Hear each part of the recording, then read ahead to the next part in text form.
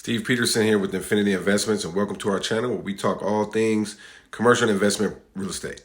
In today's video, we're talking about the pipeline principle. Now, as a broker, this is something that we teach to our agents, but I also think this principle applies directly to real estate investors because really, you need to have a full pipeline of properties that you're looking at in order to find that diamond in the rough. So when I got going into business, I read all the Robert Kiyosaki books. And in his book, Rich Dad's Guide to Investing, he talks about, hey, for every one property he's bought, he's looked at least 100 properties. Looked at them, now in an investment property, when we say look at them, we're meaning that we look at the financials, we evaluate them, we analyze them, not necessarily driving to 100 properties, but analyzing them, right? So you have to have a good pulse on your pipeline. As we do anybody in the sales business, selling anything really, you've got to manage your pipeline. And I think the biggest thing that with real estate agents and real estate investors where we get tripped up on is number one, not having enough leads in your pipeline. Bottom line, I mean, it's not rocket science. You got to have more leads than you can handle. And what I mean by that is you got to have enough leads that you're taking those leads and you're qualifying them. If you have a shortage of leads, now as an investor, you're not looking at the most properties that you could be. So whatever you're making moves on probably is going to be second rate or not exactly what you want. So you've got to have a full pipeline. How do you do that? You've got to have marketing techniques, just like we do in the brokerage business. Marketing techniques to fill your pipeline, whether that's direct mail, whether that's online advertising, whether that's having you cold calling, or whether you're having cold virtual assistants cold call for you. There's a variety of different ways, but you figure out what that is for you.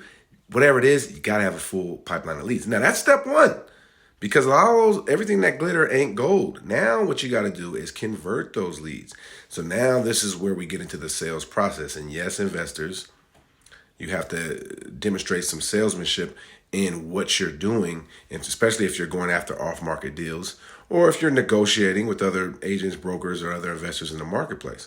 But particularly as we're talking about the pipeline, you now got to work those leads that are at the top of the funnel through to the bottom of the funnel where you get paid, where you acquire the property or where you close the deal, right? And so this now is the conversion process. And so for our business, what we do is we teach the bottom line of booking appointments, because if we can book an appointment where we can either meet with them in person, now virtually as well, where we dedicate time to talk about their property and us working together. This little bit of a step gets overlooked a lot in the business.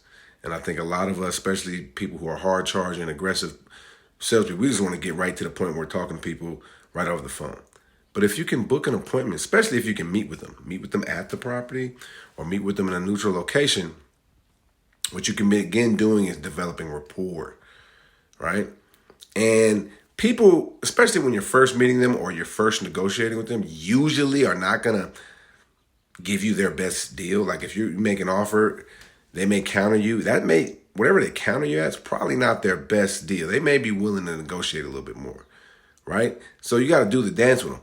What's important as you're going through that dance is to develop and build rapport. Well, that's the same thing that's the same principle for us real estate brokers and agents, that we have to, when we're talking to a client about listing their property, it really goes to an appointment. If you're just talking to somebody and you're selling them over the phone, you might get the business, but your closing ratio your batting average, basically, it's going to be low. And you might get kicked off the team, right? So you want to increase your batting average. You want to increase your closing ratio by developing rapport. And really, you got to do that in the form of an appointment. Now, we're in the COVID world, so, that can be the form of Zoom. It can also be the form of a phone call, but Zoom is better because we're visual people. And if we can look someone in the eye, we can read them better, and we can figure out how we're going to take that conversation. So you really want to focus as you get leads in, booking appointments. Now, as much as you can, book them at the property. And that goes for both agents and brokers, agents, brokers, and investors, because we want to see the sticks and bricks. We want to see the property. Like, if we're going to be, as brokers, we're going to be listing the property, we definitely got to see it, because we need to see the physicality. I can't tell you how many buildings I've sold and are selling and I'm dealing with where, hey, the numbers actually look great, but the property looks like a piece of crap. And so when you bring out people out to the property, you have to take that in account when you're offering on it. You have to take that into account when you're listing it, and the physicality of the property is very important. So if you can get a meeting with them at the building, that's what you want to do. And when you're meeting with people, you really want, selling is not telling. Really is finding out what people want and delivering it to them. And investors, yes, again, you're an entrepreneur, so you have to demonstrate some salesmanship. Everybody thinks that they can go and do stuff online, and everything online is going to take it for, handle everything. There's some guru out there saying, you don't have to work hard. You just wave a magic wand and deals are going to come. It don't work like that at all. So you got to demonstrate some salesmanship when you're in that appointment. The best way to do that is through asking a series of open-ended questions. And open-ended questions build rapport. They also gather information. If you're going to list the property, if you're going to acquire a property, you want to know as much as you possibly can about the property, about the owner, about the situation, about the next move, what is their interest in selling. If they were to sell, what are they going to be doing when they sell? They're going to exchange. Would they be open to carrying financing?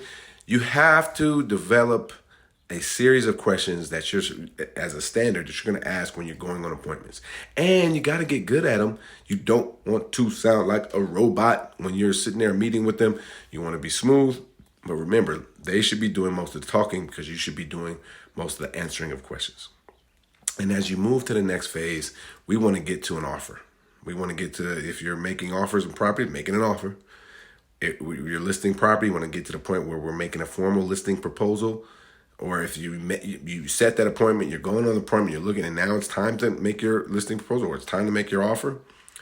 This is where now we can go through, after we've asked a few open-ended questions, now we want to ask some closing questions.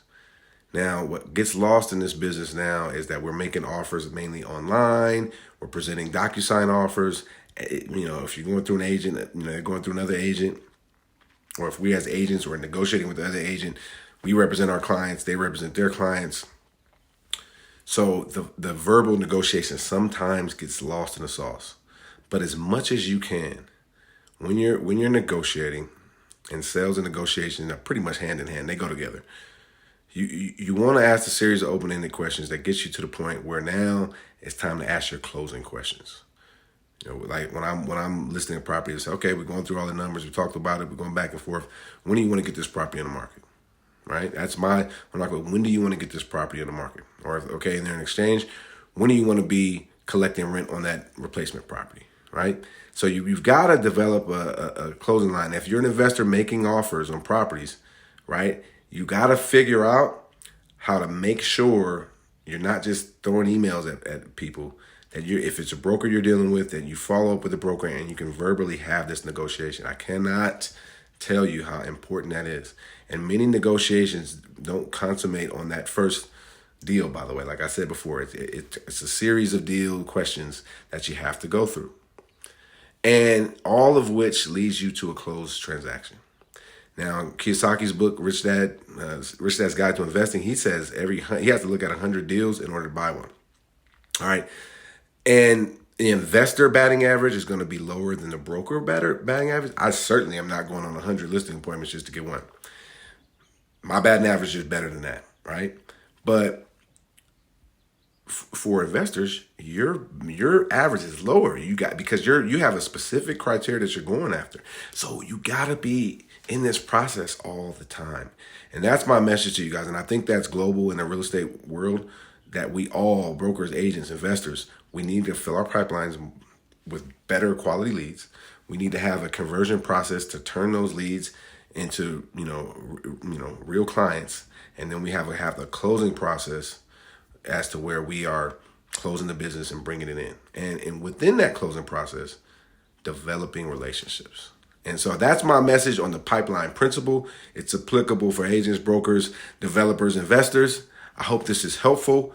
Let's fill our pipelines up. Let's convert those leads. Let's improve our batting average or shooting percentage, whatever you want to call it, and let's do more business. To the next video, thanks a lot. Have an amazing day. Best of success to you in your investing career. Peace.